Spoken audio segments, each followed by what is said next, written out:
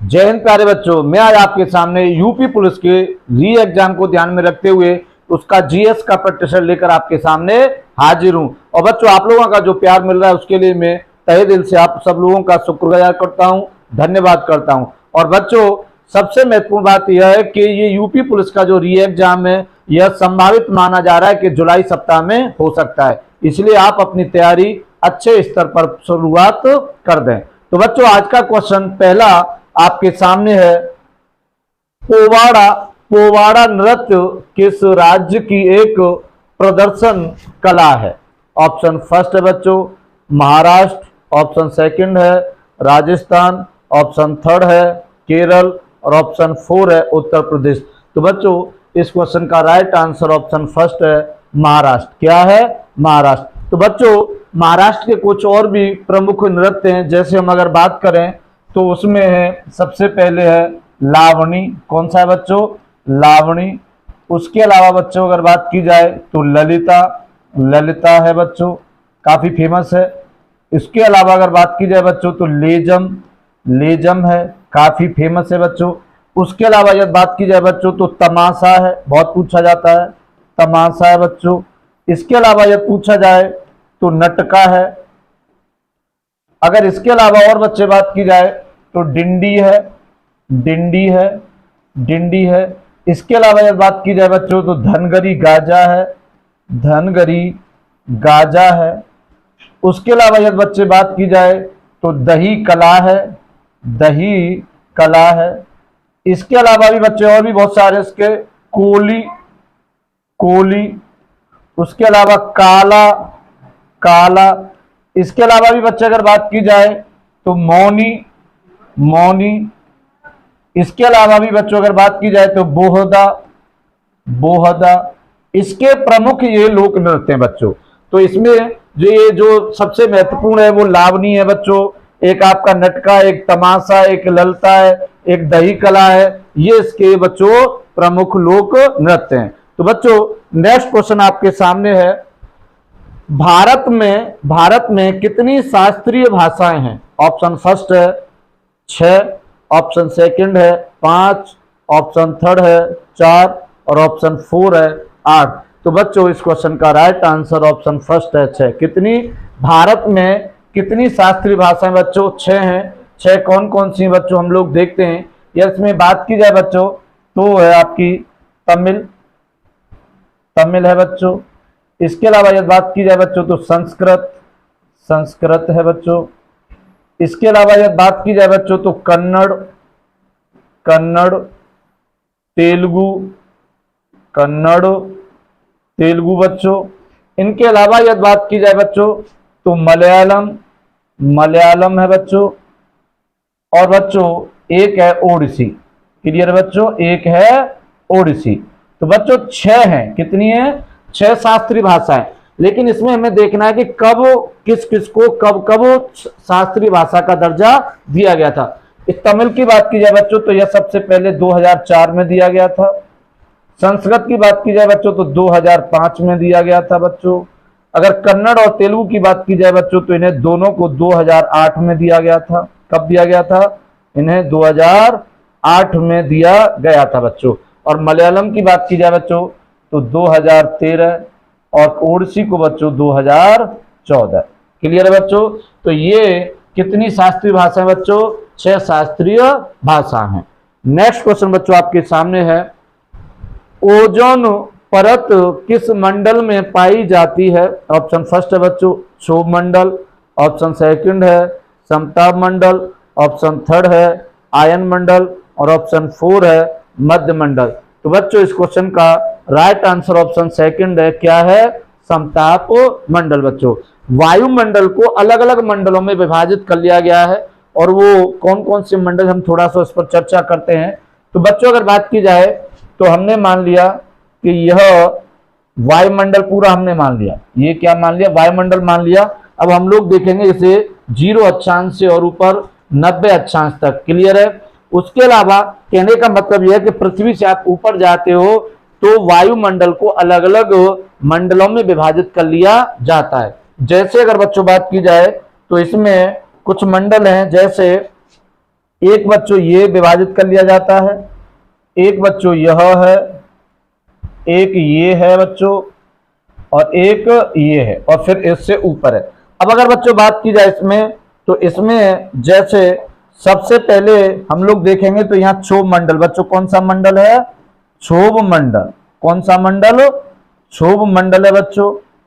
इसके बाद अगर बात की जाएगी बच्चों, तो ये आपका समताप मंडल है बच्चों, समताप मंडल। इसके अलावा यह मध्य मंडल, इसके अलावा यह आयन मंडल, यह आयन मंडल, और इसके अलावा यदि बात की जाए तो ये बहिर्मंडल। कौन सा मंडल? बहिर्मंडल। तो बच्चों अगर बात की जाए तो इसकी यह 18 किलोमीटर तक होता है। कितना? 18 किलोमीटर तक होता है। यह समताप मंडल बच्चों 50 किलोमीटर तक होता है। मध्य मंडल 80 किलोमीटर तक होता है। आयन मंडल बच्चों 640 किलोमीटर तक होता है। और बहिर्मंडल बच्चों अगर बात की जाए तो लगभग यह 1000 किलोमीटर तक होता है। और फिर उसके बाद तो वायुमंडल का जो सिस्टम है वो ज्यादा ही विरल हो जाता है। क्लियर है बच्चों? अब अगर बात की जाए तो क्षोभ मंडल में बच्चों, क्षोभ मंडल जो है वह मुख्यतः जैसे मानो यह बादल मान लिया तो ये वर्षा हो रही है, ये वर्षा हो रही है। उसके अलावा भी आंधी, ये मान लो आंधी, आंधी, ये वर्षा, ये वर्षा।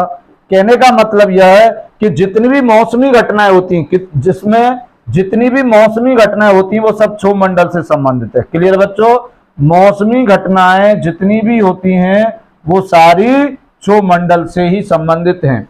समताप मंडल में बात की जाए बच्चों तो एक ओजोन लेयर पाई जाती है। क्या पाई जाती है? O3 की एक लेयर पाई जाती है बच्चों। और जो ये ओजोन लेयर होती है बच्चों, ये ओजोन जो लेयर होती है यह हमारी पराबैंगनी किरणों से रक्षा करती है। क्लियर बच्चों? कौन सी किरणों से? पराबैंगनी या अल्ट्रावायलेट रेज से यह हमारी सुरक्षा करती है। यदि बच्चों ओजोन लेयर समताप मंडल में ना होती तो ये जो पराबैंगनी किरणें हैं या अल्ट्रावायलेट रेज हैं यह धरातल तक आती बच्चों, और यह कई प्रकार की समस्याएं उत्पन्न कर देती। क्लियर है बच्चों? क्लियर है बच्चों? तो अगर बात की जाए तो ये पराबैंगनी किरणें समताप जो ओजोन लेयर होती है पराबैंगनी किरणों को एब्जॉर्ब कर लेती हैं या रोक लेती हैं। क्लियर है? अब अगर बात की जाए तो इसी में ही वायुयान, वायुयान उड़ाने के लिए भी उपयुक्त मंडल कौन सा है? वायुयान उड़ाने के लिए भी उपयुक्त मंडल यही है। बच्चों आयन मंडल की बात की जाए तो यहां से रेडियो तरंगें परावर्तित होती है। क्लियर है? रेडियो तरंगें परावर्तित किस मंडल से होती हैं? तो आयन मंडल से होती हैं। और बच्चों मध्य मंडल की अगर बात की जाए तो मध्य मंडल में -100 डिग्री सेंटीग्रेड तक टेम्परेचर पहुंच जाता है। यह ऐसा मंडल है जिसमें सबसे कम या नेगेटिव में जो तापमान पहुंच जाता है, सबसे नेगेटिव वह मध्य मंडल है। क्लियर बच्चों? और इस क्वेश्चन का राइट आंसर ऑप्शन सेकंड है। नेक्स्ट क्वेश्चन बच्चों आपके सामने है, शंभू महाराज किस नृत्य से संबंधित हैं? ऑप्शन फर्स्ट बच्चों ओडिसी, ऑप्शन सेकंड है सत्रिया, ऑप्शन थर्ड है कथक, और ऑप्शन 4 है मोहिनी अट्टम। तो बच्चों मैं आपको बता दूं शंभू महाराज ऑप्शन थर्ड कथक से संबंधित हैं। किससे बच्चों? कथक से संबंधित हैं। अब बच्चों अगर बात की जाए कथक की तो कथक जो नृत्य है यह, इसका जो कहने का मतलब यह कि इसकी उत्पत्ति हुई या इसको जो प्रारंभ किया गया था बच्चों तो वो अवध, कहां? अवध के शासक थे जिनका नाम था वाजिद अली शाह। किसने बच्चों? वाजिद अली शाह ने इसकी शुरुआत की थी या उन्होंने इसको संरक्षण दिया था। यह अवध से प्रारंभ होता है बच्चों। और कथक उत्तर प्रदेश का ही, कथक जो है बच्चों यह उत्तर प्रदेश का प्रमुख लोक नृत्य है। क्लियर है बच्चों? उत्तर प्रदेश का प्रमुख लोक नृत्य है। अब अगर बात की जाए तो कथक से ही शंभू महाराज संबंधित है बच्चों। और कथक जो है बच्चों यह लखनऊ घराने से संबंधित, किससे? लखनऊ घराने से ही संबंधित है। क्या है बच्चों? लखनऊ घराने से ही संबंधित है कथक। लखनऊ घराने से ही संबंधित है बच्चों। क्लियर है? लखनऊ घराने से संबंधित है। क्लियर है बच्चों? किससे संबंधित है? लखनऊ घराने से संबंधित है। अब अगर बात की जाए बच्चों महत्वपूर्ण तो शंभू महाराज के अलावा भी बहुत सारे हैं जो कथक का नृत्य करते हैं। जैसे बात की जाए बच्चों तो इसमें शंभू महाराज हो गए बच्चों, एक हैं लच्छू महाराज, लच्छू महाराज, एक है बच्चों बिरजू महाराज, एक है बच्चों बिरजू महाराज। उसके अलावा हैं बच्चों मुन्ना, मुन्ना घोष, मुन्ना घोष। उसके अलावा दमयंती, दमयंती जोशी, दमयंती जोशी।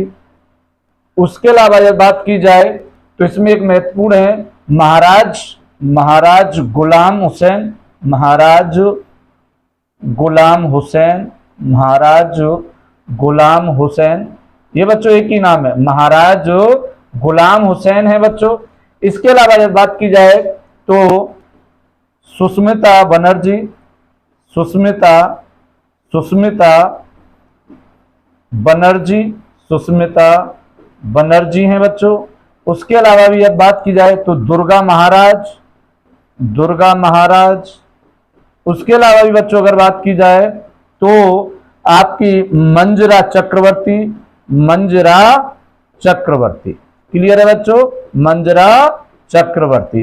बहुत सारे हैं जो कथक से संबंधित हैं। इसमें महत्वपूर्ण है शंभू महाराज, लच्छू महाराज, बिरजू महाराज। क्लियर है बच्चों। और जो कथक है ये उत्तर प्रदेश का लोक नृत्य है और इसका जो प्रारंभ हुआ था ये अवध से हुआ था। क्लियर है बच्चों। अवध के शासक थे वाजिद अली शाह, उन्होंने इसे संरक्षण दिया था। क्लियर है बच्चों। और यह कथक लखनऊ घराने से संबंधित है। जो लच्छू महाराज और ये हैं ये भी लखनऊ घराने से ही संबंधित। क्लियर है। नेक्स्ट क्वेश्चन बच्चों आपके सामने है, श्रीरंगपट्टनम की संधि किस युद्ध के बाद हुई? ऑप्शन फर्स्ट है प्रथम आंग्ल मैसूर युद्ध, ऑप्शन सेकंड है द्वितीय आंग्ल मैसूर युद्ध, ऑप्शन थर्ड है तृतीय आंग्ल मैसूर युद्ध और ऑप्शन फोर है चतुर्थ आंग्ल मैसूर युद्ध। तो इस क्वेश्चन का राइट आंसर ऑप्शन थर्ड है तृतीय आंग्ल मैसूर युद्ध। क्लियर बच्चों। तृतीय आंग्ल मैसूर युद्ध मैं आपको बता दूं जो तृतीय आंग्ल मैसूर युद्ध है यह 1790 से 92 के मध्य लड़ा गया था। क्लियर है बच्चों। 92 में बच्चों टीपू सुल्तान की मृत्यु हो जाती है। किसकी? टीपू सुल्तान मारा जाता है। और जब टीपू सुल्तान इस युद्ध में मारा जाता है तो फिर श्रीरंगपट्टनम की संधि होती है। किसकी संधि होती है?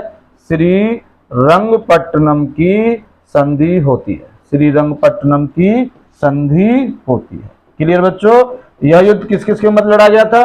टीपू सुल्तान था मैसूर से और अंग्रेजों के मध्य लड़ा गया। इसमें टीपू सुल्तान पराजित होता है बच्चों और श्रीरंगपट्टनम की संधि करनी पड़ती है। क्लियर बच्चों। अब अगर बात की जाए तो आंग्ल मैसूर युद्ध 4 होते हैं। इसकी बात की जाए तो यह 1799 में हुआ था, 1799 में हुआ। और प्रथम आंग्ल मैसूर युद्ध की बात की जाए बच्चों तो यह 6767 से 69 तक। क्लियर है बच्चों। और यह 1780 से 84 तक। क्लियर है। यह 4 आंग्ल मैसूर युद्ध होते हैं जिनमें चौथा यह था 1799 में। और बच्चों यहीं पर ये जो टीपू सुल्तान है इस युद्ध में अंतिम रूप से यहाँ पराजित होता है और यह यहाँ मारा जाता है। क्लियर बच्चों। और यहाँ मारा जाता है और उसके बाद मैसूर को ये जो अंग्रेज थे, इस समय आपको बता दूं मैं कि जो इस समय जो गवर्नर जनरल था वो लॉर्ड वेलेजली था। कौन था इस समय गवर्नर जनरल? लॉर्ड वेलेजली था, लॉर्ड वेलेजली था, लॉर्ड वेलेजली था। क्लियर है बच्चों। और लॉर्ड वेलेजली के समय ही मैसूर को फिर बाद में अपने साम्राज्य में मिला लिया जाता है। क्लियर है बच्चों। तो कितने युद्ध हुए? 4 युद्ध हुए। और इस क्वेश्चन का राइट आंसर ऑप्शन थर्ड है। नेक्स्ट क्वेश्चन आपके सामने है, कालबेलिया नृत्य किस राज्य से संबंधित है? ऑप्शन फर्स्ट है राजस्थान, ऑप्शन सेकंड है गुजरात, ऑप्शन थर्ड है मध्य प्रदेश और ऑप्शन 4 है उत्तर प्रदेश। तो इस क्वेश्चन का राइट आंसर ऑप्शन फर्स्ट है राजस्थान। कालबेलिया जो नृत्य बच्चों राजस्थान का फेमस है। अब अगर बात की जाए बच्चों तो मैं बता दूं जो कालबेलिया नृत्य है बच्चों यह मुख्यतः इसको अगर आप तोड़ोगे या समझोगे तो ये जो सांप होते हैं, मुख्यतः जो सांप होते हैं, जो सांपों को पकड़ते हैं, जो सांपों को पकड़ते हैं, जिन्हें हम लोग सपेरा कहते हैं। क्या कहते हैं? सपेरा कहते हैं। मुख्यतः यह उन्हीं का नृत्य है। दूसरी बात इसमें इंपोर्टेंट क्या है बच्चों, जो कालबेलिया नृत्य है, इसे 2010 में, कब? 2010 में बच्चों यूनेस्को की विश्व विरासत सूची में शामिल किया गया था। क्लियर बच्चों? कालबेलिया नृत्य को 2010 में यूनेस्को की विश्व विरासत सूची में शामिल किया गया था। दूसरी बात यह बच्चों कि इस कालबेलिया नृत्य में लहंगा और चोली पहनी जाती है बच्चों। क्या? लहंगा व चोली पहनी जाती है, और लहंगा मुख्यतः बच्चों काले कलर का होता है। किस रंग का होता है? काले रंग का होता है। क्लियर है बच्चों? किस रंग का होता है? काले रंग का होता है। उसके अलावा बच्चों इसमें महत्वपूर्ण बात जो है कालबेलिया की, जो ये जिस पर नृत्य करते हैं वह बीन होता है। क्या होता है बच्चों? बीन होता है, या पुंगी कहते हैं उसको। क्या कहते हैं? बीन या पुंगी बजाई जाती है, और उस पर जो ये जनजाति होती है यह नृत्य करती है। और बच्चों इसकी खासियत यह है कि 2010 में इस कालबेलिया नृत्य को यूनेस्को में शामिल किया गया था, और यह राजस्थान का प्रमुख लोक नृत्य है। बच्चों इसके अलावा कुछ राजस्थान के और लोक नृत्य हैं, जैसे बच्चों मैं आपको बता दूं कठपुतली नृत्य, कठपुतली बच्चों। इसके अलावा मैं आपको बता दूं कच्छी घोड़ी बच्चों, कच्छी घोड़ी बच्चों। इसके अलावा यदि बात की जाए बच्चों तो राजस्थान का घूमर बच्चों। इसके अलावा यदि बात की जाए बच्चों तो भवई बच्चों। इसके अलावा और भी इंपोर्टेंट है, जैसे चांग नृत्य बच्चों, चांग नृत्य बच्चों। इसके अलावा चारी नृत्य बच्चों, चारी नृत्य है बच्चों। इसके अलावा गैर नृत्य है बच्चों। कौन सा नृत्य है? गैर नृत्य है। ये इसके प्रमुख लोक नृत्य है बच्चों। क्लियर है? ये राजस्थान के कालबेलिया हो गया, कठपुतली, कच्ची घोड़ी, घूमर, भवई, चांग नृत्य, चारी नृत्य, गैर नृत्य, ये प्रमुख लोक नृत्य हैं राजस्थान के। क्लियर है बच्चों? नेक्स्ट क्वेश्चन बच्चों आपके सामने है, बांसुरी से संबंधित विश्व प्रसिद्ध हस्ती है। ऑप्शन फर्स्ट है बच्चों हरप्रसाद चौरसिया, ऑप्शन सेकंड है अजय चक्रवर्ती, ऑप्शन थर्ड है विलायत खान, और ऑप्शन फोर है बच्चों मीरा बनर्जी। तो इस क्वेश्चन का राइट आंसर ऑप्शन फर्स्ट है हरप्रसाद चौरसिया, जो है बच्चों यह विश्व प्रसिद्ध बांसुरी वादक हैं। बच्चों अगर बात की जाए तो बांसुरी वादक और भी महत्वपूर्ण है कुछ, जैसे इसमें सबसे महत्वपूर्ण है बच्चों पन्नालाल घोष। कौन है बच्चों? पन्नालाल घोष, पन्नालाल घोष। बच्चों पन्नालाल घोष हैं, इन्होंने ही सबसे पहले जो छोटी बांसुरी होती थी उसको 7 होल, कितने? 7 होल या 7 छेद और 32 इंच की, यह इन्होंने ही सबसे पहले शुरुआत की थी। क्लियर बच्चों? कहने का मतलब यह है कि बांसुरी को अच्छी तरह से जो पहचान दिलाई तो पन्नालाल घोष ने दी थी। पहले इन्होंने, यही ऐसे पहले व्यक्ति थे जिन्होंने 7 छेद और 32 इंच वाली बांसुरी बजाई थी। क्लियर बच्चों? उसके अलावा हरप्रसाद चौरसिया हो गए। उसके अलावा बच्चों इसमें रघुनाथ सेठ काफी फेमस बांसुरी वादक हैं बच्चों। उसके अलावा बच्चों अगर बात की जाए इसमें तो एन लीला है बच्चों, काफी फेमस है, एन लीला है बच्चों। इसके अलावा राजेंद्र प्रसाद हैं, राजेंद्र प्रसाद भी काफी फेमस बांसुरी वादक हैं बच्चों। उसके अलावा नबी मोहम्मद हैं। कौन है बच्चों? नबी मोहम्मद हैं। क्लियर है? नबी मोहम्मद हैं, ये कुछ प्रमुख बांसुरी वादक हैं। क्लियर है बच्चों? और हरप्रसाद चौरसिया विश्व स्तर के बांसुरी वादक हैं। नेक्स्ट क्वेश्चन आपके सामने है, मुगल सम्राट अकबर किस वाद्य यंत्र को बहुत ही कुशलता से बजाता था? ऑप्शन फर्स्ट है बच्चों वीणा, ऑप्शन सेकंड है नकारा, ऑप्शन थर्ड है तबला, और ऑप्शन फोर है सरोद। तो इस क्वेश्चन का जो बच्चों राइट आंसर है वो है ऑप्शन सेकंड नकारा। क्या है? मुगल सम्राट अकबर जो हैं वो नकारा को बड़ी कुशलता से बजाते थे। अब अगर बच्चों बात की जाए तो अकबर की कुछ 4-6 महत्वपूर्ण बातों पर हम चर्चा करते हैं। जैसे अकबर के जन्म की बात की जाए बच्चों तो इसका जन्म 1542 में हुआ था। कब हुआ था? 1542 में। इसकी बच्चों माता का नाम बात की जाए तो हमीदा बानो बेगम था। कौन था? हमीदा बानो बेगम था। उसके अलावा यदि बच्चों बात की जाए हमीदा बानो बेगम के अलावा यदि इनके पिता की बात की जाए तो इनका पिता हुमायूं था बच्चों। कौन था? हुमायूं था।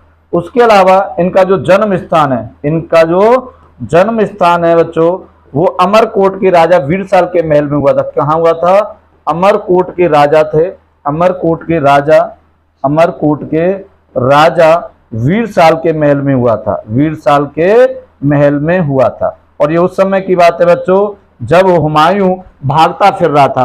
हुमायूं को जब शेरशाह सूरी ने 1540 में बिलग्राम या कन्नौज के युद्ध में अंतिम रूप से पराजित कर दिया तो फिर हुमायूं भाग गए और भाग रहे थे, अपना जो जान बचाकर भाग रहे थे। तो इन्होंने अमरकोट के राजा वीरसाल के यहाँ शरण ली थी और उसी दौरान इनकी पत्नी ने अकबर को जन्म दिया। क्लियर है बच्चों? अब अगर बात की जाए तो अकबर के कुछ महत्वपूर्ण कार्य, जैसे अकबर ने 1562 में, कब बच्चों? अकबर ने 1562 में बच्चों दास प्रथा का अंत किया। किसका अंत किया? दास प्रथा का अंत किया, दास प्रथा का अंत।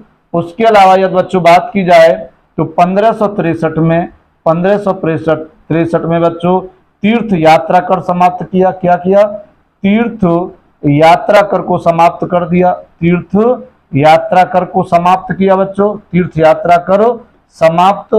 उसके अलावा यदि बात की जाए बच्चों तो 1564 में बच्चों जजिया कर समाप्त। क्या समाप्त? जजिया कर को समाप्त कर दिया, जजिया कर को भी बच्चे समाप्त कर दिया। उसके अलावा इन्होंने 1575 में इबादत खाने की स्थापना की बच्चों, इबादत खाने की स्थापना की, इबादत खाने की स्थापना की बच्चों। इसके अलावा 1578 में 1575 है, 1575, ये 1575 है, 17 लिख गया, मैं बोल रहा हूं बार बार, ये 1575 है बच्चों। क्लियर है? 1575 में ही इबादत खाने की स्थापना हुई थी और 1578 में इबादत खाने को सभी धर्मों के लिए खोल दिया गया, इबादत खाने को सभी धर्मों के लिए खोल दिया गया। क्लियर है? सभी धर्मों के लिए खोल दिया गया। उसके अलावा यदि बात की जाए बच्चों तो 1579 में मजहर की घोषणा की। किसकी घोषणा की? मजहर की घोषणा की, मजहर की घोषणा की। उसके अलावा यदि बात की जाए तो 1582 में दीन इलाही धर्म चलाया था। क्या चलाया था? 1582 में दीन ए इलाही धर्म चलाया था। क्या चलाया था? दीन ए इलाही धर्म चलाया था, दीन ए इलाही धर्म चलाया था। क्लियर है बच्चों? ये इसके कुछ महत्वपूर्ण काम है, कुछ युद्ध भी हैं इनके महत्वपूर्ण हैं, लेकिन अब यहाँ चलो नेक्स्ट हम लोग देखते हैं। नेक्स्ट क्वेश्चन की यदि बात की जाए, ईंटों और काले संगमर से बनी कदम रसूल मस्जिद कहाँ स्थित है? ऑप्शन फर्स्ट है बच्चों मांडू, ऑप्शन सेकंड है गौर, ऑप्शन थर्ड है पटियाला और ऑप्शन 4 है नई दिल्ली। तो मैं आपको बता दूं बच्चों इस क्वेश्चन का राइट आंसर जो है वो है ऑप्शन सेकंड गौर। क्या है? ऑप्शन सेकंड गौर। बच्चों जो ये कदम रसूल मस्जिद है, कदम रसूल की मस्जिद की स्थापना बच्चों 1530 ईस्वी में की थी। 1530 ईस्वी में नासरुद्दीन नुसरत शाह ने, नासरुद्दीन नुसरत शाह ने ये जो कदम रसूल मस्जिद है इसकी स्थापना की थी। बच्चों इसकी खासियत यह है कि ये काले संगमरमर से बनी हुई है। किससे बनी हुई है? काले संगमरमर से बनी हुई है बच्चों। और मैं बता दूं बच्चों आपको, ये कदम और जो रसूल लिखा है, कदम रसूल लिखा है बच्चों, इसका अर्थ है, कदम रसूल का अर्थ है बच्चों पैगंबर के पद चिन्ह, पैगंबर के पद चिन्ह। क्लियर है बच्चों? पैगंबर के पद चिन्ह, और ये काफी फेमस है। क्लियर है बच्चों? 1530 में इसका निर्माण किया था। किसने करवाया था? नसरुद्दीन नुसरत शाह ने। नेक्स्ट क्वेश्चन बच्चों आपके सामने है, यात्रा कहां का प्रमुख लोक नृत्य है? ऑप्शन फर्स्ट है मध्य प्रदेश, ऑप्शन सेकंड है कर्नाटक, ऑप्शन थर्ड है तमिलनाडु और ऑप्शन 4 है पश्चिम बंगाल। तो बच्चों इस क्वेश्चन का राइट आंसर ऑप्शन 4 है, पश्चिम बंगाल। क्या है? पश्चिम बंगाल। कुछ पश्चिम बंगाल के भी कुछ प्रमुख लोक नृत्य हैं, जैसे बच्चों जात्रा हो गया, जात्रा हो गया। इसके अलावा बच्चों बात की जाए तो गंभीरा हो गया, गंभीरा हो गया बच्चों। अगर इसके अलावा बात की जाए बच्चों तो छाऊ हो गया, छाऊ हो गया बच्चों। इसके अलावा यदि बात की जाए बच्चों तो एक कुषाण नृत्य होता है, वो पश्चिम बंगाल में ही है। कुषाण नृत्य बच्चों ये भी पश्चिम बंगाल में ही है। जात्रा, गंभीरा, छाऊ, कुषाण नृत्य बच्चों। और एक है बच्चों कलपाट। एक कौन सा है बच्चों? कलपाट। यह भी पश्चिम बंगाल में। क्लियर है? तो इस क्वेश्चन का राइट आंसर क्या है? पश्चिम बंगाल, ऑप्शन 4। नेक्स्ट क्वेश्चन बच्चों आपके सामने है, पैठणी साड़ी किस राज्य से संबंधित है? ऑप्शन फर्स्ट है बच्चों Telangana, option second Karnataka, option third Maharashtra और ऑप्शन 4 राजस्थान। तो इस क्वेश्चन का राइट आंसर ऑप्शन थर्ड है। जो पैठणी साड़ी है बच्चों यह महाराष्ट्र की फेमस साड़ी है। क्लियर है? नेक्स्ट क्वेश्चन आपके सामने है, रामसर कन्वेंशन किस से संबंधित है? ऑप्शन फर्स्ट है भूकंप, ऑप्शन सेकंड है ज्वालामुखी, ऑप्शन थर्ड है नदियां और ऑप्शन 4 है आर्द्रभूमि। तो बच्चों मैं आपको बता दूं इस क्वेश्चन का राइट आंसर ऑप्शन 4 है। क्या है? राइट आंसर ऑप्शन 4 है आर्द्रभूमि। बच्चों आर्द्रभूमि की बात की जाए तो हम लोग ऐसे समझ सकते हैं कि यह ऐसे स्थान होते हैं जहां पर नमी हमेशा बनी रहती है।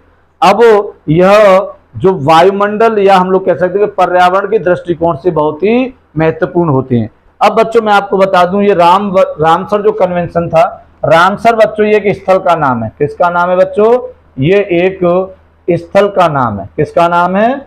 स्थल का नाम है बच्चों। और ये जो स्थल है बच्चों यह ईरान, किसमें? ईरान देश में पड़ता है। ईरान देश में पड़ता था और वहीं पर आर्द्र भूमियों के संरक्षण से संबंधित एक सम्मेलन हुआ। किससे संबंधित हुआ? आर्द्र भूमियों के संरक्षण से संबंधित, आर्द्र भूमियों के संरक्षण से संबंधित था।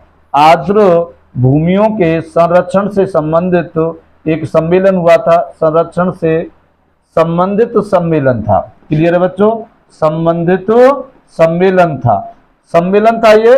और अगर बात की जाए तो यह कब हुआ था? तो यह बच्चों फरवरी 1971 में हुआ था। कब हुआ था? 1971 में। लेकिन बच्चों भारत ने इसे 1982 में एक्सेप्ट किया था। भारत ने इसे कब स्वीकार किया था? भारत ने इसे या अपनाया या स्वीकार किया तो यह बच्चों 1982 में किया था। कब किया था? 1982 में। यह बहुत महत्वपूर्ण क्वेश्चन है, इससे संबंधित सारे क्वेश्चन पूछे जाते हैं। रामसर कन्वेंशन आर्द्र भूमियों से संबंधित है। जो रामसर है एक स्थल का नाम है, ये कहाँ है? ईरान देश में था और ये 1971 में यह हुआ, लेकिन भारत ने इसे 1982 में स्वीकार किया गया था। कब भारत में स्वीकार? बच्चों थोड़ा सा लाइट का इशू आ जाता है और इन्वर्टर पता नहीं कैसे ये रीस्टार्ट कर देता है। तो हम लोग देखते हैं बच्चों नेक्स्ट क्वेश्चन आपके सामने है, नीलगिरी अभ्यारण्य को यूनेस्को की विश्व विरासत बच्चों क्या? विश्व विरासत सूची में कब शामिल किया गया था? यह पूछा गया है। ऑप्शन फर्स्ट है बच्चों 2001, ऑप्शन सेकंड है 2004, ऑप्शन थर्ड है 2000 और ऑप्शन 4 है 2009।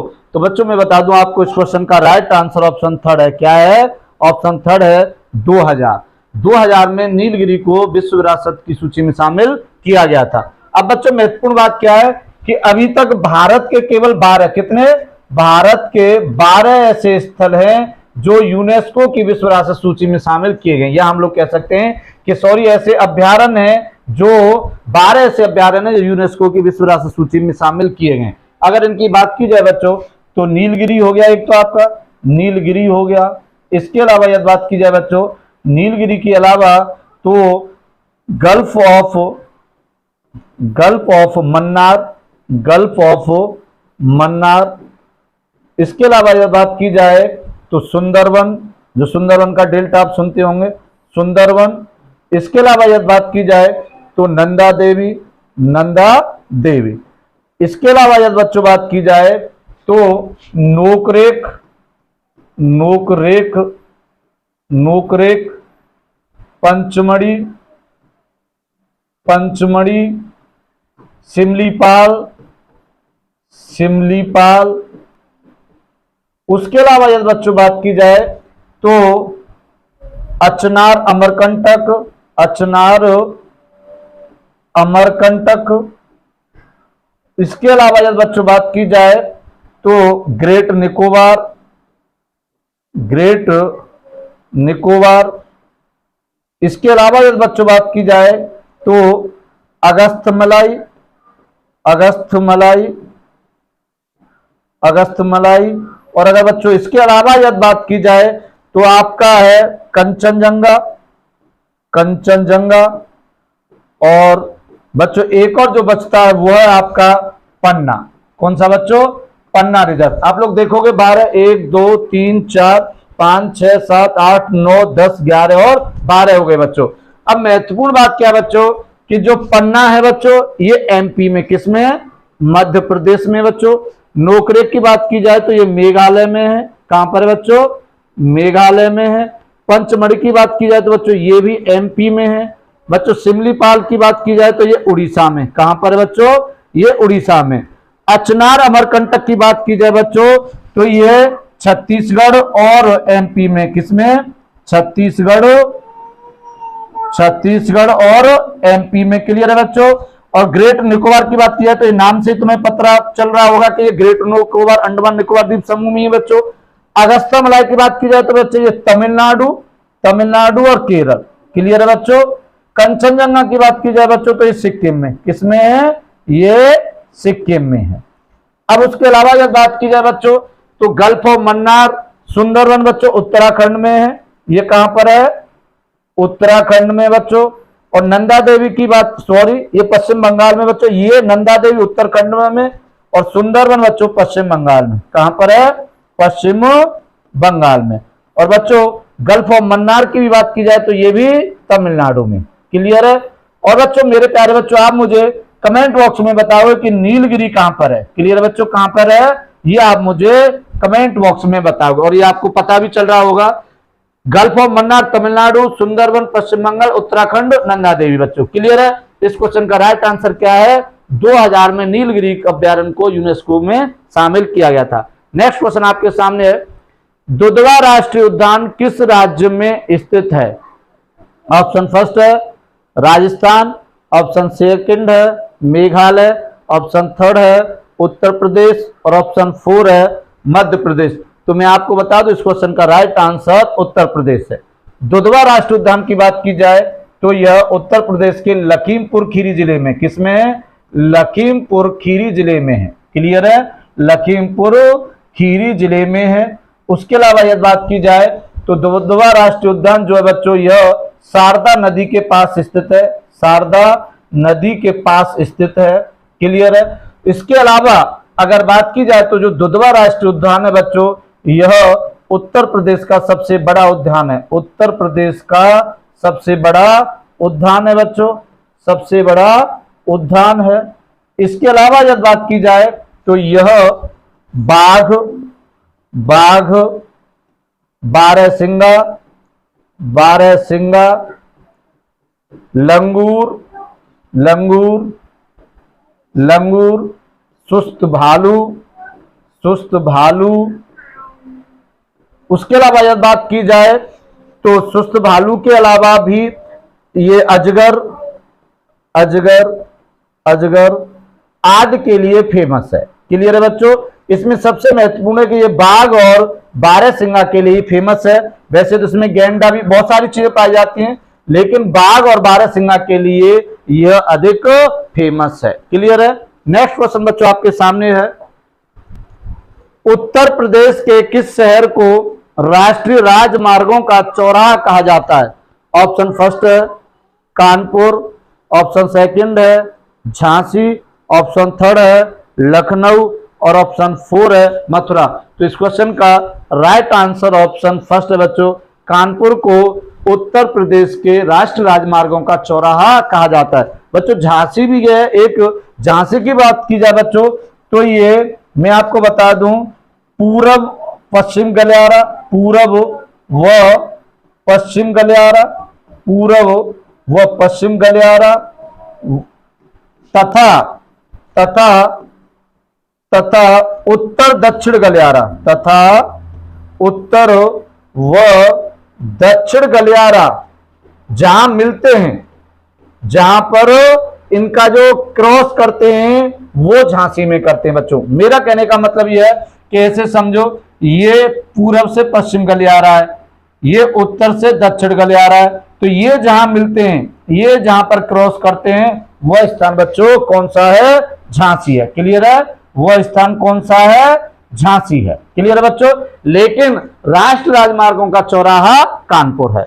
नेक्स्ट क्वेश्चन आपके सामने है, स्टैच्यू ऑफ यूनिटी किस राज्य में स्थित है? ऑप्शन फर्स्ट है राजस्थान, ऑप्शन सेकंड है गुजरात, ऑप्शन थर्ड है मध्य प्रदेश और ऑप्शन फोर है उत्तर प्रदेश। तो इस क्वेश्चन का राइट आंसर ऑप्शन सेकंड है गुजरात। अगर बच्चों स्टैच्यू ऑफ यूनिटी की बात की जाए तो यह सरदार वल्लभ भाई पटेल की है। किसकी बच्चों? यह सरदार वल्लभ भाई पटेल की है, वल्लभ भाई पटेल की है। क्लियर बच्चों? इन्हें भारत का बिस्मार्क भी कहा जाता है, वल्लभ भाई पटेल को भारत का बिस्मार्क कहा जाता है, क्योंकि सरदार वल्लभ भाई पटेल की बहुत बड़ी महत्वपूर्ण भूमिका थी देश का एकीकरण करने में। उसके अलावा यदि बात की जाए तो ये स्टैच्यू ऑफ यूनिटी है बच्चों, ये केवड़िया में पड़ती है। कहां पर? केवड़िया में पड़ती है, और यह केवड़िया है बच्चों गुजरात में। कहां पर है? गुजरात में है। उसके अलावा बच्चों इसकी जो हाइट है, इसकी जो ऊंचाई है बच्चों वह 182 मीटर है। कितनी है? 182 मीटर, या हम लोग कह सकते हैं 579 फीट है। कितनी है? 579 फीट है। इसके अलावा जो इसके प्रमुख वास्तुकार थे, जो इसके प्रमुख वास्तुकार थे बच्चों, कौन थे वो वी सुतार थे। कौन थे बच्चों? वो वी सुतार थे। क्लियर है? इसके प्रमुख वास्तुकार कौन थे? वो वी सुतार थे। देखो बच्चों नेक्स्ट क्वेश्चन आपके सामने है, भारत का केंद्रीय औषध अनुसंधान संस्थान स्थित है? ऑप्शन फर्स्ट है लखनऊ, ऑप्शन सेकंड है मथुरा, ऑप्शन थर्ड है नई दिल्ली और ऑप्शन फोर है जोधपुर। तो इस क्वेश्चन का राइट आंसर ऑप्शन फर्स्ट है लखनऊ। क्लियर है बच्चों? क्या है? लखनऊ। अब अगर बच्चों बात की जाए केंद्रीय औषध संस्थान लखनऊ में, कुछ और भी प्रमुख संस्थान है लखनऊ में, जैसे गन्ना अनुसंधान संस्थान, गन्ना अनुसंधान संस्थान भी बच्चों, गन्ना अनुसंधान संस्थान भी बच्चों लखनऊ में है, अनुसंधान संस्थान। उसके अलावा यदि बात की जाए बच्चों तो उत्तर प्रदेश उर्दू संस्थान, उत्तर प्रदेश उर्दू संस्थान, उत्तर प्रदेश उर्दू संस्थान लखनऊ में है। उसके अलावा उत्तर प्रदेश हिंदी संस्थान, हिंदी संस्थान। उसके अलावा उत्तर प्रदेश संस्कृत संस्थान। उसके अलावा यदि बच्चों बात की जाए तो उत्तर प्रदेश भाषा संस्थान, उत्तर प्रदेश भाषा संस्थान, ये भी सब बच्चों लखनऊ में। क्लियर है? कहां पर है ये? सारी लखनऊ में। क्लियर है? इस क्वेश्चन का राइट आंसर फर्स्ट है। नेक्स्ट क्वेश्चन बच्चों आपके सामने है, निम्नलिखित में से कौन प्रारूप समिति में शामिल नहीं था? Option first Mohammad Saadulla, option second K Munshi, option third Pandit Jawaharlal Nehru और option four doctor Bhimrao Ambedkar. तो इस क्वेश्चन का राइट आंसर ऑप्शन थर्ड है पंडित जवाहरलाल नेहरू। तो मैं आपको बता दूं बच्चों, प्रारूप समिति में कुल 7 सदस्य थे। कितने थे? 7 थे, जिसमें से एक अध्यक्ष थे और 6 अन्य थे। अब बच्चों अध्यक्ष तो आपके डॉक्टर भीमराव अम्बेडकर हो गए। क्लियर है? 2 सदस्यों के नाम यहां लिख रहे हैं, मोहम्मद सादुल्ला और के मुंशी। 4 के मैं बता देता हूं बच्चों। यदि बात की जाए 4 में तो इसमें अल्लादी कृष्णा स्वामी अय्यर, अल्लादी कृष्णा स्वामी अय्यर। उसके अलावा एन गोपालन आयंगर, एन गोपालन आयंगर, एन गोपालन आयंगर। इसके अलावा के मुंशी तो लिख रहा है बच्चों। तो इसके अलावा यदि बात की जाए तो के मुंशी के अलावा एन माधवराव और एक थे बच्चों टी कृष्णामचारी, टी कृष्णामचारी। महत्वपूर्ण बच्चों बात क्या है कि जो एन माधवराव है इनसे पहले बीएल मित्र थे। कौन थे? बीएल मित्र थे, लेकिन स्वास्थ्य खराब होने के कारण एन माधवराव आ गए। टी कृष्णामचारी से पहले बच्चों डीपी खेतान थे। कौन थे? डीपी खेतान थे, लेकिन खेतान साहब की मृत्यु हो गई, तो खेतान साहब की मृत्यु के बाद टी कृष्णामचारी आ गए। 4 ये थे बच्चों, एक मोहम्मद सादुल्ला और एक के मुंशी 6 हो गए, और डॉक्टर भीमराव अंबेडकर इसके अध्यक्ष थे। दूसरी बात यह बच्चों कि प्रारूप समिति को पांडुलिपि समिति की भी कहते हैं। क्या कहते हैं? पांडुलिपि समिति भी कहते हैं, पांडुलिपि समिति। इसके अलावा बच्चों इसको ड्राफ्टिंग कमेटी भी कहते हैं, ड्राफ्टिंग कमेटी भी कहते हैं। उसके अलावा प्रारूप समिति की स्थापना की बात की जाए तो 29 अगस्त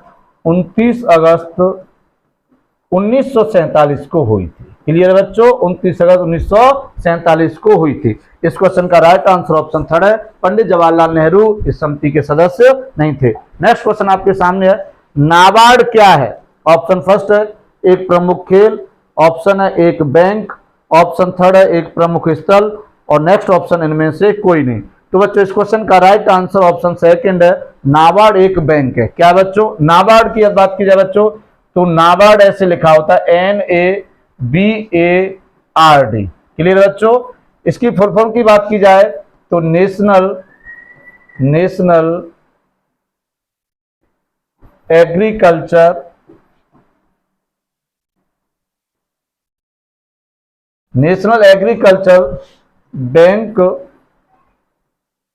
bank, national bank for agriculture. इसकी फुल फॉर्म बच्चों इसकी बात की जाए तो इसमें मैं आपको बता दूं, ये थोड़ा सा national bank for agriculture, national bank for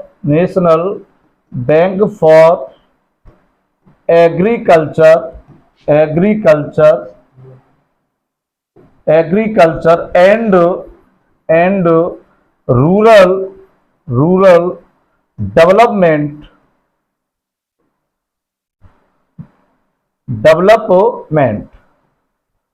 national bank for agriculture and rural development इसकी फुल फॉर्म है बच्चों।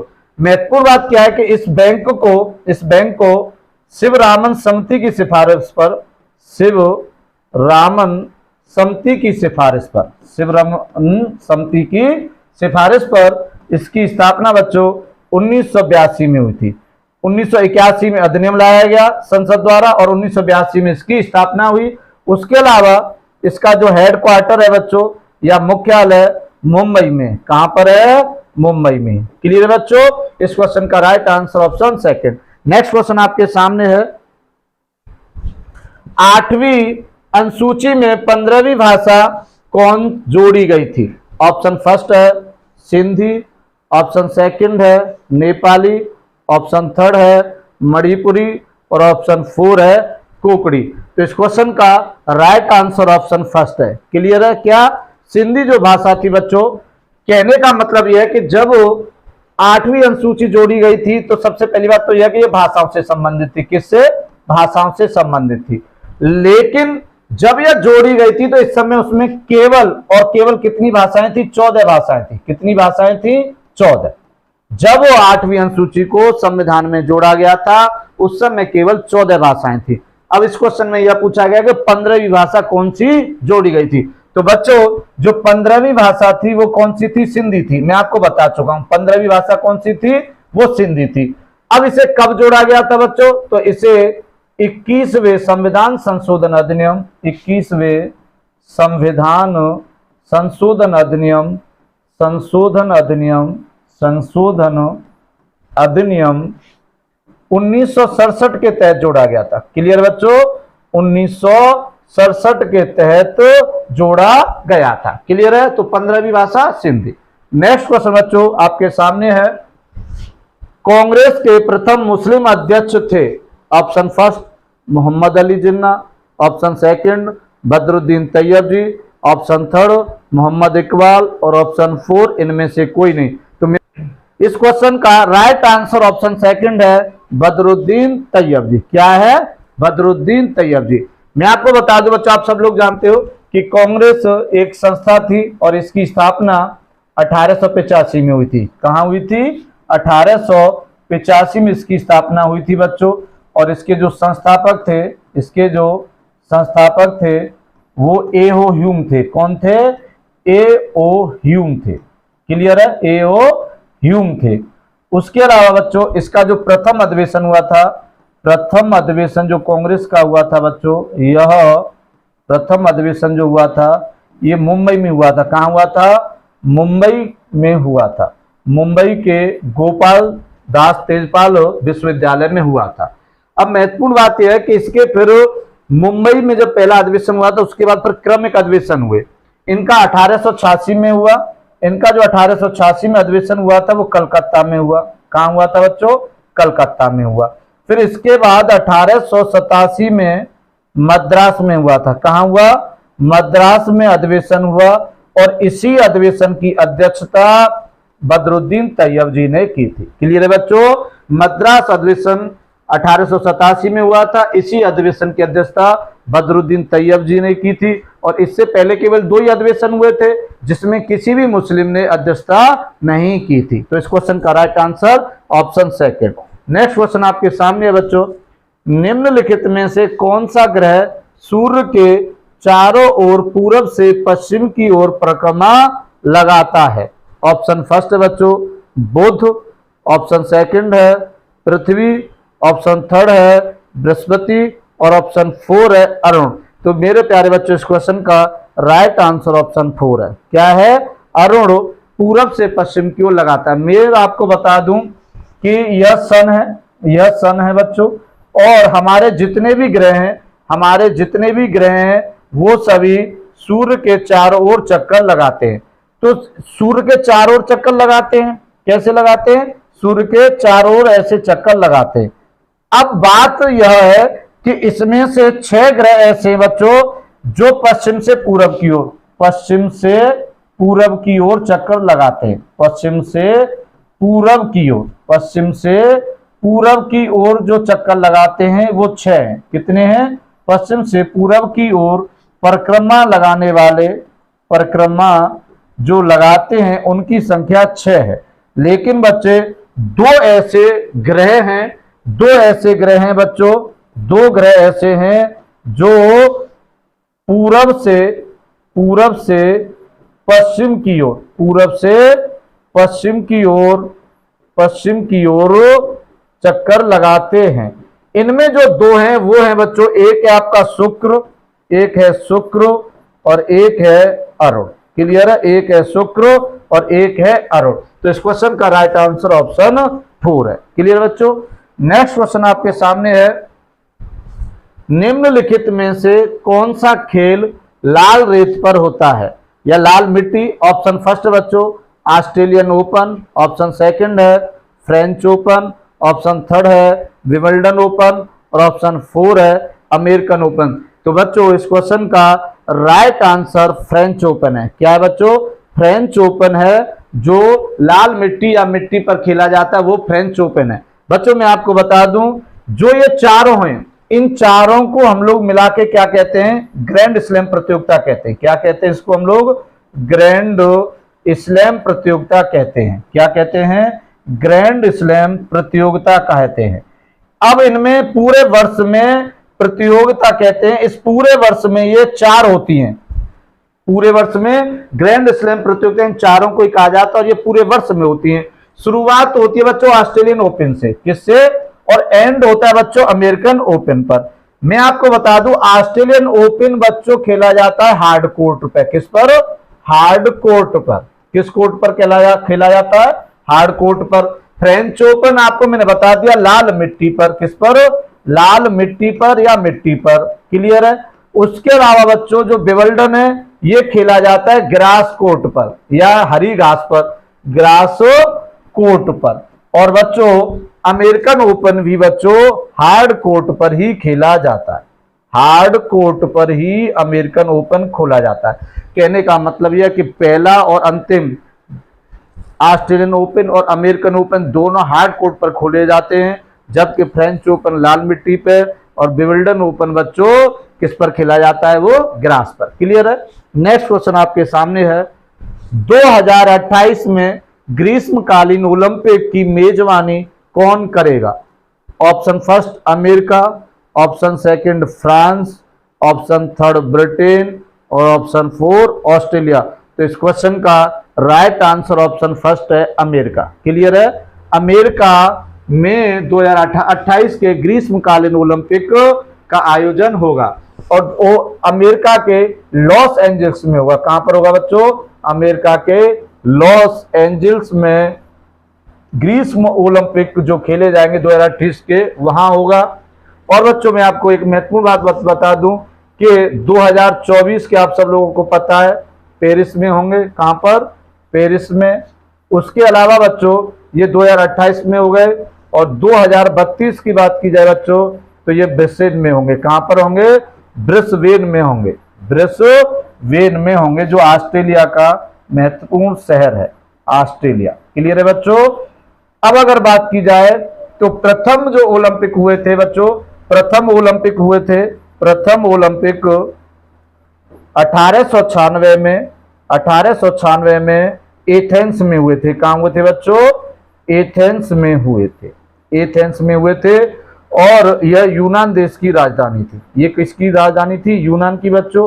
और एक महत्वपूर्ण बात यह है कि भारत ने सबसे पहले जो पदक जीता था, भारत ने सबसे पहले पदक 1928 के ओलंपिक में जीता था और वो ओलंपिक थे बच्चों एम्स्टर्डम के, एम्स्टर्डम के वो क्या थे? ओलंपिक थे। इसमें भारतीय हॉकी ने गोल्ड मेडल जीता था, भारतीय हॉकी टीम ने गोल्ड मेडल जीता था, क्लियर है बच्चों।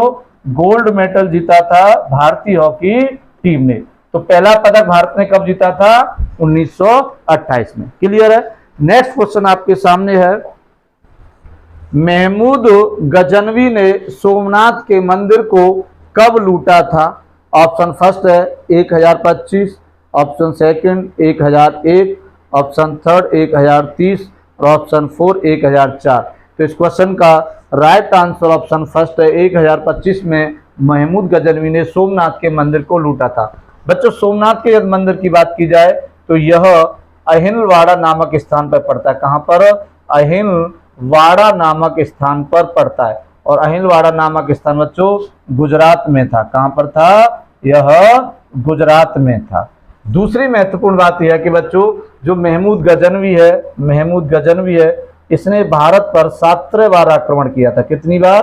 भारत पर 17 बार आक्रमण किया था, 17 बार आक्रमण किया था।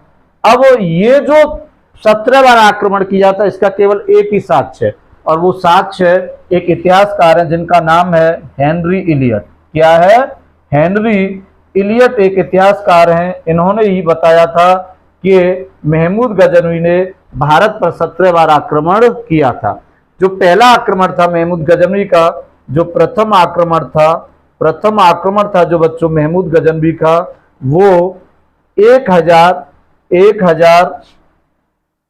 या 1001 ईस्वी में किया था। ये दोनों ही लिखी मिलती हैं। और जो 1001 ईस्वी में किया था यह हिंदू शाही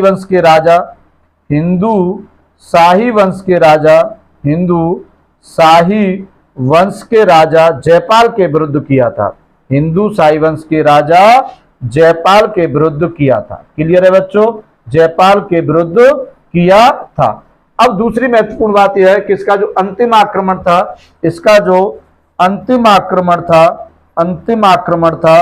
वह जाटों के विरुद्ध था। अंतिम आक्रमण जो था वह जाटों के विरुद्ध था, क्लियर है बच्चों?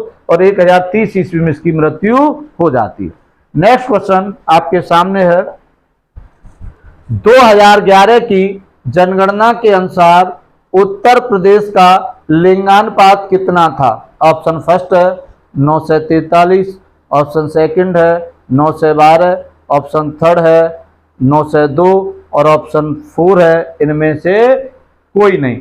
अब अगर बच्चों बात की जाए तो मैं आपको बता दूं कि इस क्वेश्चन का राइट आंसर क्या है। जो उत्तर प्रदेश का जो लिंगानुपात है वो कितना है? वो जो उत्तर प्रदेश का लिंगानुपात है वो है बच्चों ऑप्शन थर्ड 9 से 2। अगर बात की जाए बच्चों 9 से 2 बच्चों का बाल लिंगानुपात था। बच्चों का लिंगानुपात है कितना? बच्चों का लिंगानुपात बच्चों 9 से 2 है। जबकि इस क्वेश्चन में क्या पूछा गया है? 2011 की जनगणना के अनुसार उत्तर प्रदेश का लिंगानुपात पूछा गया। ये उत्तर प्रदेश का लिंगानुपात की बात की जाए तो बच्चों 9 से 12। इस क्वेश्चन का जो राइट आंसर है बच्चों वो है आपका क्या है? वो ऑप्शन सेकंड है। यदि बच्चों के लिंगानुपात की बात पूछी जाए बच्चों तो बच्चों का लिंगानुपात तो 9 से 2 है, जबकि उत्तर प्रदेश का लिंगानुपात 9 से 12 इस क्वेश्चन का राइट आंसर है। एक महत्वपूर्ण बात बताऊं मैं आपको बच्चों कि 9 से 12 उत्तर प्रदेश का लिंगानुपात है तो यह 26वें स्थान पर है। किस स्थान पर है? भारत में 26वें स्थान पर है लिंगानुपात के मामले में। और बच्चों मजेदार बात देखिए, यह 26वें स्थान पर उत्तर प्रदेश का भी और बच्चों के मामले में भी 26वें स्थान पर है लिंगानुपात के मामले में। 9 से 12 आपका उत्तर प्रदेश का लिंगानुपात, 9 से 2 बच्चों का लिंगानुपात है। और यह दोनों ही क्रम की बात की जाए कि जैसे सबसे अधिक लिंगानुपात वाला जो राज्य है वो केरल है तो पहले नंबर पर है, ऐसे जब क्रम में आप आओगे तो 26वें नंबर पर उत्तर प्रदेश है। दूसरी महत्वपूर्ण बात क्या है बच्चों कि उत्तर प्रदेश में सबसे अधिक लिंगानुपात वाला जो जिला है उत्तर प्रदेश का सबसे अधिक लिंगानुपात वाला जिला, उत्तर प्रदेश का सबसे अधिक लिंगानुपात वाला जिला, लिंगानुपात वाला जिला बच्चों जो है वह है जौनपुर। क्या है? जौनपुर है। और जौनपुर की अगर बात की जाए बच्चों तो इसका लिंगानुपात है 1024। क्लियर है? 1024 है। दूसरे नंबर पर बच्चों आजमगढ़ है, दूसरे नंबर पर आजमगढ़ है और आजमगढ़ का जो लिंगानुपात है वो 1019 है।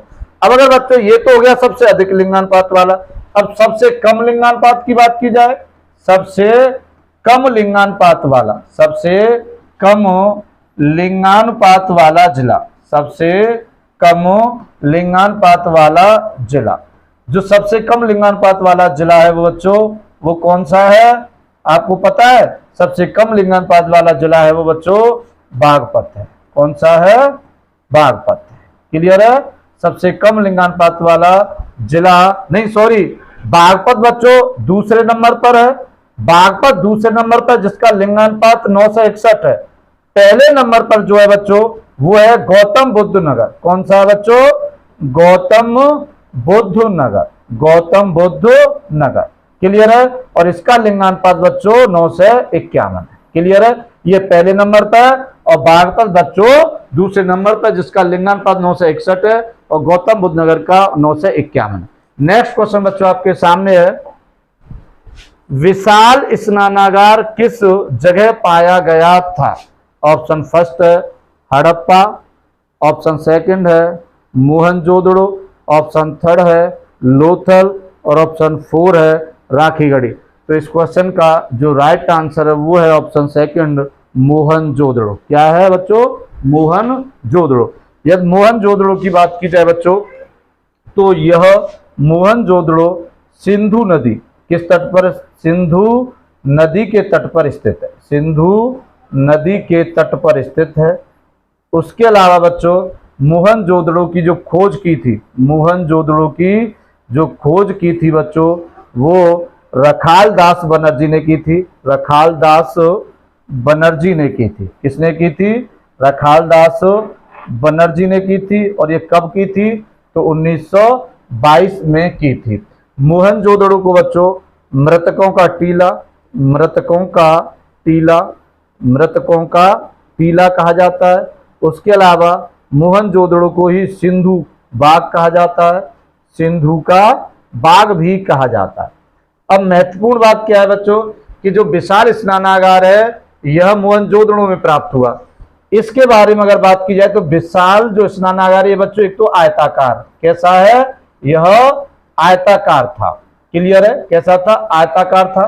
कहने का मतलब यह है कि यह ऐसे था, ये ऐसे था। इसकी जो बच्चों लंबाई थी वो 11.88 मीटर थी। कितनी थी, 11.88 मीटर थी। इसकी जो चौड़ाई थी बच्चों वो 7.01 मीटर थी। और इसकी जो बच्चों गहराई थी, ये इसकी बच्चों लंबाई हो गई, ये इसकी चौड़ाई विड्थ हो गई, और इसकी जो गहराई थी वो बच्चों इसकी गहराई थी 2.43 थी, 2.43 मीटर इसकी गहराई थी।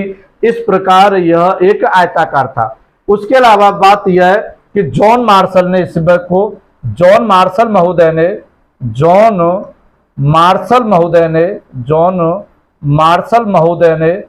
मार्शल ने विशाल स्नानागार को उस समय का आश्चर्यजनक कहा था, पूरे विश्व का। जॉन मार्शल ने विश्व का आश्चर्यजनक बताया था, विश्व का आश्चर्यजनक बताया था। क्लियर है बच्चों, आश्चर्यजनक बताया था। क्लियर है। नेक्स्ट क्वेश्चन बच्चों आपके सामने है, नाटो का 32वां सदस्य देश कौन सा बना है? ऑप्शन फर्स्ट है फिनलैंड, ऑप्शन सेकंड है स्वीडन, ऑप्शन थर्ड है तुर्की, और ऑप्शन 4 है स्पेन। बच्चों इस क्वेश्चन को कराने से पहले थोड़ी सी आज असुविधा है, ये लाइट चली गई है काफ़ी समय से और ये इन्वर्टर ही चल रहा है, तो ये भी अब लाइट बंद हो गई। एक लाइट बंद हुई थी पहले, अब 2 हो गई है, तो क्वेश्चन 1 2 और करा के फिर ये बंद करना पड़ेगा आज। क्लियर बच्चों, उसके लिए मैं क्षमा प्रार्थी हूँ आपसे। तो इस क्वेश्चन को हम लोग देखते हैं, नाटो का जो 32वां सदस्य कौन बना है? तो इस क्वेश्चन का राइट आंसर बच्चों ऑप्शन सेकंड है स्वीडन। क्लियर है। आपको पता होगा जो फिनलैंड था वो 31वां था, अब वो स्वीडन बच्चों 32वां नाटो का देश बन गया है। अब अगर बात की जाए बच्चों नाटो, तो नाटो की जो स्थापना है बच्चों वह 1949 में हुई थी। कहां हुई थी? 1949 में हुई थी। और जो स्थापना जहां हुई थी वो स्थान था बच्चों वॉशिंगटन डीसी में। कहा जो स्थान था बच्चों वो था वॉशिंगटन डीसी, वॉशिंगटन डीसी था। क्लियर है बच्चों, वॉशिंगटन डीसी में इसकी स्थापना हुई थी।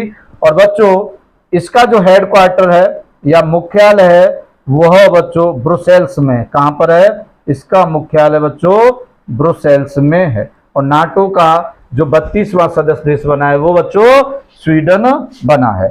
नेक्स्ट क्वेश्चन की बात की जाए बच्चों, तो तहसील स्तर पर अग्निशमन केंद्र रखने वाला पहला राज्य बना है। Option first Rajasthan, option second Uttar Pradesh, option third Madhya Pradesh, और ऑप्शन 4 हरियाणा।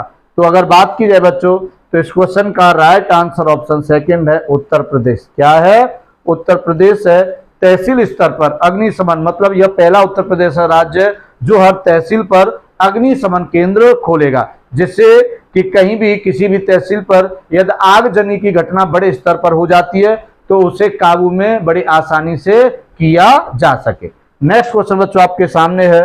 नेक्स्ट क्वेश्चन की बात की जाए तो इलाहाबाद उच्च न्यायालय के मुख्य न्यायाधीश किसे नियुक्त किया गया है? ऑप्शन फर्स्ट है अरुण भंसाली, ऑप्शन सेकंड है RK विश्वकर्मा, और ऑप्शन थर्ड है भूपेंद्र यादव, और ऑप्शन 4 है पंकज आडवाणी। तो इस क्वेश्चन का बच्चों राइट आंसर ऑप्शन फर्स्ट है अरुण भंसाली। क्लियर बच्चों, अरुण भंसाली को इलाहाबाद हाईकोर्ट का मुख्य न्यायाधीश बनाया गया। इससे पहले प्रतिंदर सिंह दिवाकर थे, उनका स्थान इन्होंने लिया है। क्लियर बच्चों, आज के लिए इतनी ही क्लास है। जय हिंद मेरे प्यारे बच्चों।